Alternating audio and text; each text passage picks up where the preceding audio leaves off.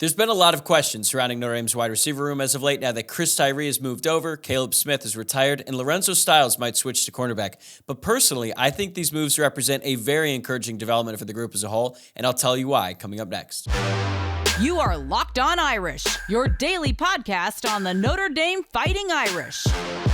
Part of the Locked On Podcast Network, your team every day.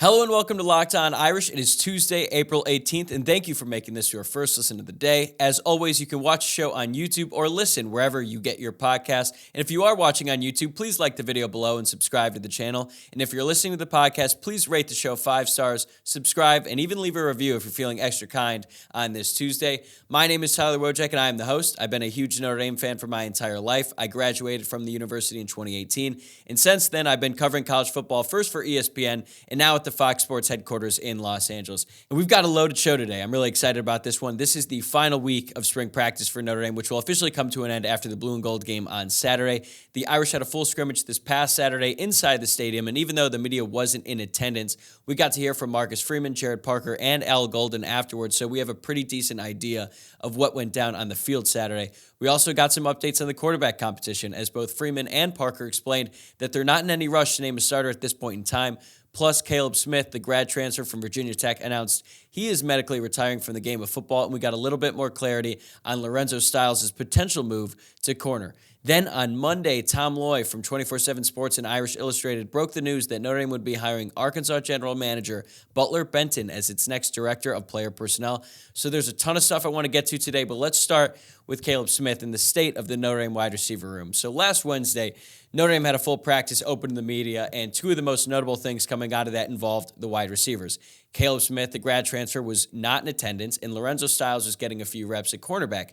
Independently, those two things are pretty noteworthy, but when you consider them together, it becomes even more interesting. But let's focus on Kaleb Smith first. Once word got out that he wasn't at practice due to personal reasons, I saw some people on the message boards immediately suggest that he quit the team. And normally, I wouldn't give any credence to message board rumors. Like, message boards are a cesspool, but I will admit they're highly entertaining and they can be hilarious in like a sick, twisted sort of way, but they're not always a great source for credible information or intellectual discussion. I think that's fair to say the least. But this felt a little different. There was enough smoke surrounding Kaleb's situation that made me think there might be something to these rumors. Then on Saturday, Kaleb took to Twitter to make it official, announce that he was retiring from the game of football. His announcement was basically a love letter to the game, but the most telling part reads like this, quote, "After countless hours of prayer and thought, I believe my time playing the game has passed. What is more important to me now is my future after football, and to achieve that, I must focus on my mental and physical health, which has taken a great toll throughout the years," end quote. And I'm going to be honest, my first thought while I was reading this was I really feel for Kaleb. Walking away from the game you love so much and one that you sacrifice so much for is incredibly difficult. And considering how excited and hopeful he sounded about the opportunity to play for Notre Dame when he transferred over just a couple months back, I think we all understand that he didn't come to this decision lightly, and it was probably a very difficult process to get to this point.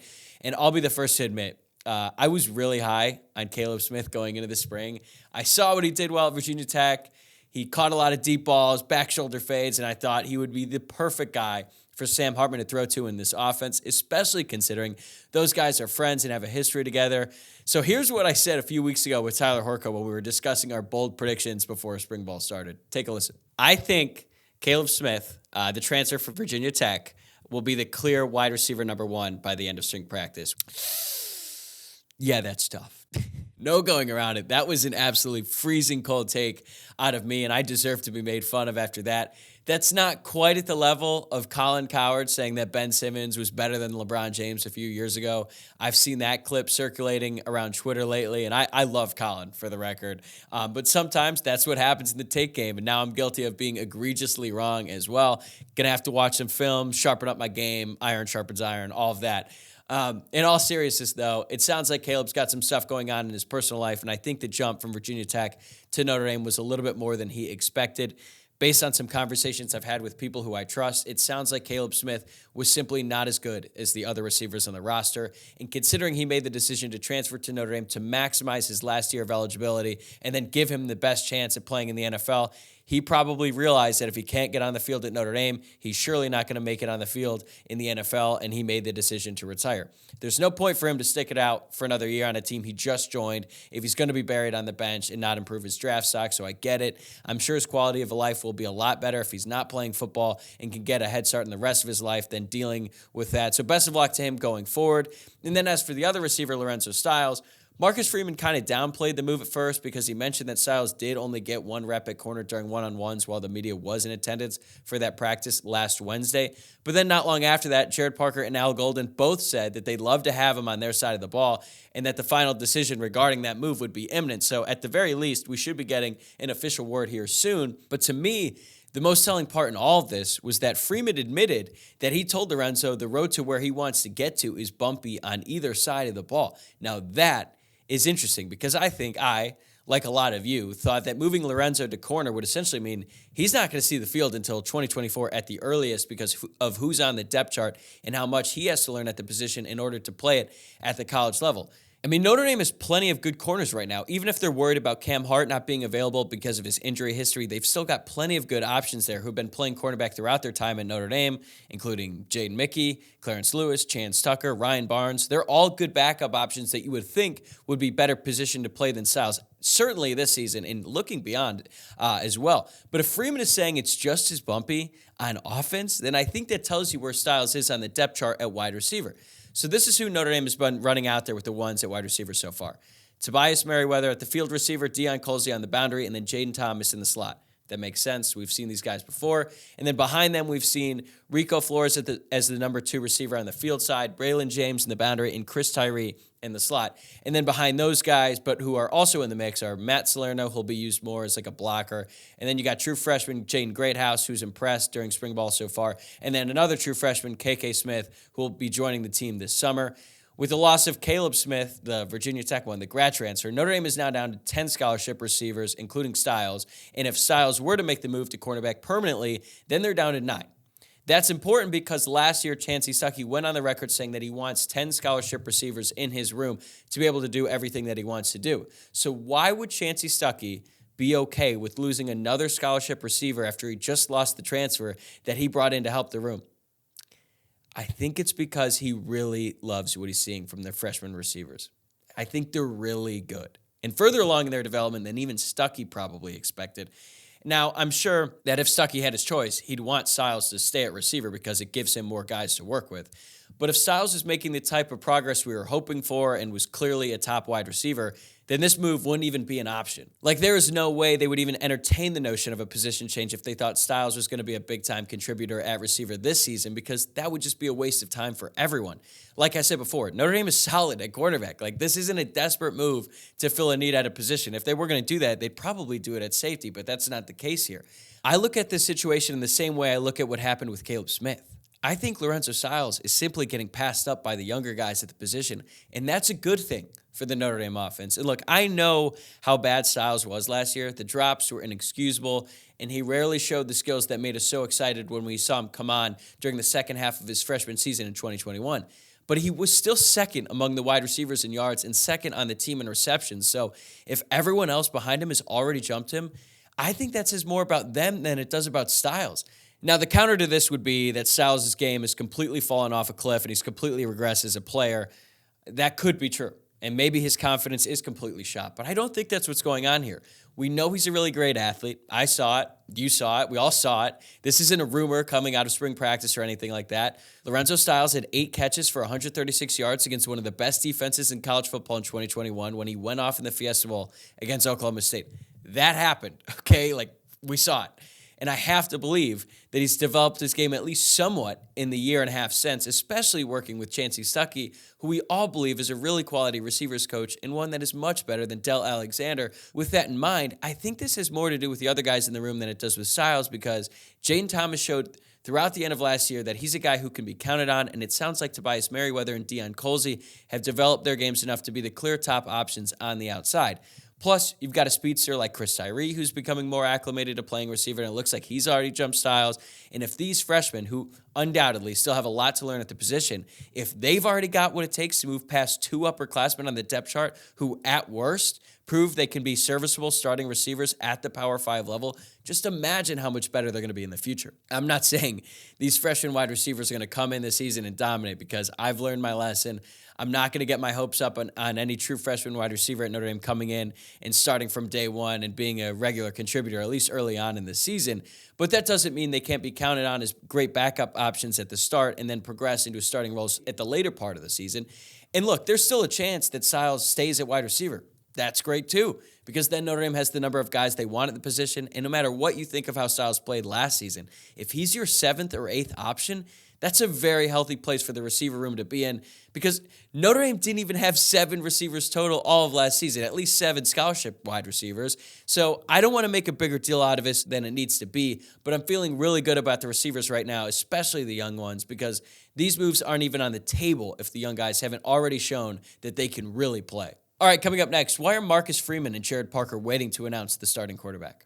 Grand slams, no-hitters, and double plays are back, and there's no better place to get in on the MLB action than FanDuel, America's #1 sportsbook. That's because right now, new customers can step up to the plate with a no-sweat first bet up to $1,000. Just go to FanDuel.com/lockedon to sign up, place your first bet, and get up to $1,000 back in bonus bets if you don't win.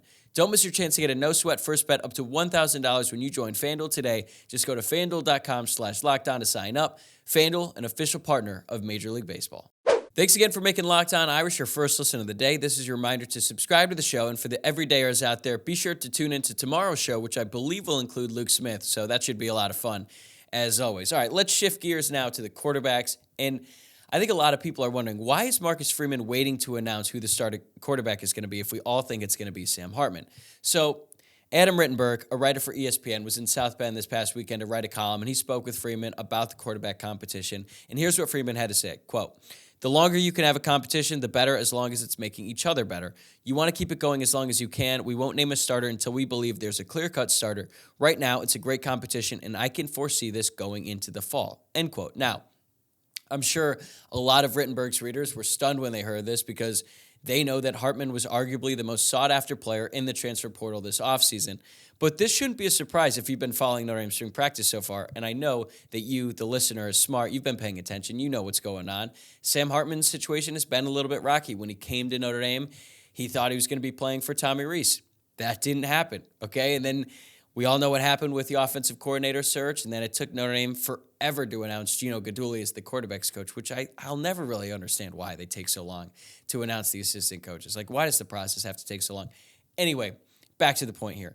Sam Hartman's development at Notre Dame was stunted by that a little bit, and then he comes into Notre Dame, he starts doing spring practice, and he's learning an entirely different system than the one he was playing in at Wake Forest.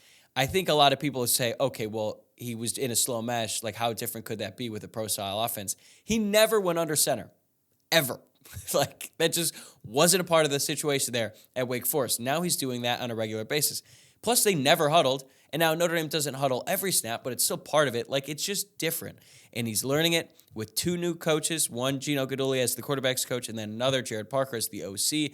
And even if the offense is pretty similar to what Tommy Rees was going to run with Hartman, he's still got to learn it all with a different guy than he anticipated. And then Tyler Buchner, on the other hand, he's been awesome. Like, if you think about it, he kind of has a new lease on life now, because he's not the guy anymore, because Sam Hartman has come in and sort of assumed that role. And everyone, I think the pressure has been taken off Tyler Buchner a lot. And plus, he knows the offense really well. This is his 3rd spring practice. He's been around. He gets it. He has timing with all of the wide receivers right now. We've been over this before, so it makes sense that the situation with the quarterbacks is where it is right now. But I will say, this competition, it only really works if both guys are in on it and they understand the situation. And so far, Tyler Buchner and Sam Hartman, to their credit, have said all of the right things. They seem to be really getting along. They hang out outside of football, and they understand that this is a competition. And even though Tyler Buchner, who was going to be the starter last season and was until he just completely destroyed his shoulder in that Marshall game, he has had the perfect attitude so far, at least publicly, and I don't think he's the type of guy that would, say one thing and then do another, at least not in this instance. But the fact is, those guys are handling the situation really well, and I think that goes a long way for both of them in their time in Notre Dame, because Tyler Buchner could be a great resource for Sam Hartman. And the way I look at it right now is the only real benefit to naming a starter at this point in time would be because you want to give that person all the reps with the ones, and it also allows them the opportunity to take control as a leader throughout the summer. But how valuable is that compared to having two really quality quarterbacks, I should say? I'd rather have the latter, because if you do name Hartman the starter right now and he hasn't earned it, one, I think that sends a really weird message to the rest of the team that he was basically just given the job over someone who's been around the program and who certainly has a claim to it at this point in time, and you're basically giving Hartman the job based on what he did at another school. And while that's very important, and I think it's crucial to why we all think so highly of Hartman and what he's going to be able to do at Notre Dame this season, you can't do that at Notre Dame. Like, you can't just have a guy come in and then immediately announce him the starter if he hasn't earned it. Now, you don't want to string Buckner along either if he's clearly not good enough to start, but clearly that's not been the case. We've heard plenty of great stuff about what Buckner has been able to do throughout spring practice. Now, eventually you're going to have to name a guy. Like, we can't be doing the 2016 thing all over again when Brian Kelly refused to name a clear guy before game one, even though it became clear right away in that Texas game that Deshaun Kaiser was better than Malik Zaire. I think these things work themselves out over time, and we're already starting to see it a little bit. I believe Pete Sampson said it today that Sam Hartman looked really, really good in that practice on Saturday when the media wasn't in attendance when they were doing, I think Marcus Freeman said it was like 90 plays on offense, so that's really encouraging. You certainly want to hear that if you're Notre Dame. Obviously, we'd all like to see it first. Like, I really want to see Sam Hartman tear it up in practice, or whenever we finally get to see that happen. But that's obviously better than not hearing it at all. And I think Notre Dame is in a really good spot right now with the quarterbacks, and I have no problem at all with Marcus Freeman and Jared Parker waiting to announce who the starter is going to be, even if it takes until fall camp. Last year, Tyler Buchner was named the starter, I believe, after 1 week in a fall camp, even though everyone knew that he was going to be the starting quarterback over Drew Pine. And even if you think you know the result, and I think we all believe that Sam Hartman is eventually going to be named the starting quarterback, if you don't let him earn that on his own, you open the door to a bunch of negatives. It sends the wrong message to everyone in that room. It sends the wrong message to the team, and it creates for a really awkward environment. And that could be the reason why Tyler Buchner were to leave, if that were to happen like that. So let Sam Hartman earn it. Let Tyler earn it if he does it, and just let the chips fall where they may, and the team will be much better off for it in the long run. All right, coming up in segment 3, how Notre Dame's new director of player personnel, Butler Benton, can help the football program thrive in the modern era. Okay, so on Monday, Tom Loy from Irish Illustrated and 24/7 Sports broke the news that Notre Dame was going to hire Butler Benton as their next director of player personnel. Benton comes from Arkansas, where he was serving as their general manager, and even though the titles are different, my understanding is that the positions and the responsibilities are going to be pretty similar to what he was doing with the Razorbacks. Benton is considered an excellent scout and will be crucial in monitoring the transfer portal. Benton has been with Arkansas for the past 2 years, and before that, he was the director of player personnel for Georgia Southern, and prior to that, he spent 4 seasons as the player personnel coordinator at Michigan State. He even spent 1 year at Notre Dame way back in 2013 through 2014 as an assistant director of player development, engagement, and academic enhancement. That's how his role was described in his bio. I'm not sure if that's his actual title. If his title was actually that long, that's kind of insane. We need to get that figured out in Notre Dame, because that is just way too long for any rational human being.